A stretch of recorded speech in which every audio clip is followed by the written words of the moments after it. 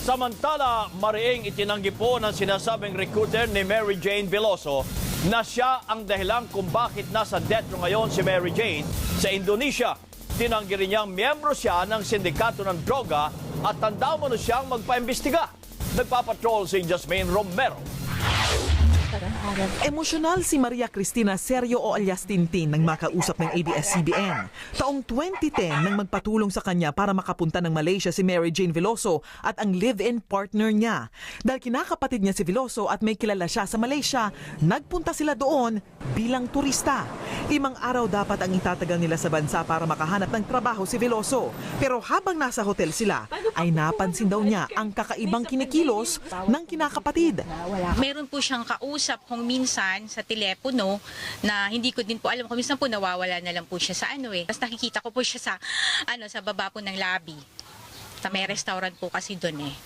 Tapos may kausap po siya. Ang sabi ko pa po sa kanya, don't trust to any stranger here. Pero bago umano matapos ang 5 araw, Bigla siya sa akin tumawag. Na sabi niya, Ate Tin, nandito na ako sa airport. Sabi ko, saan ka pupunta? Pupunta ako ng ibang bansa. Saan? Pero hindi niya sinabi. bumalik siya ng Pilipinas mag-isa. Makalipas ang ilang araw, nalaman niyang nahuli si Veloso sa Indonesia dahil sa pagdadala ng droga. Maring itinanggi ni Serio na may kinalaman siya sa kaso ni Veloso. Hindi rin umano siya miyembro ng sindikato. Hiniling din niyang huwag siyang husgahan ng publiko.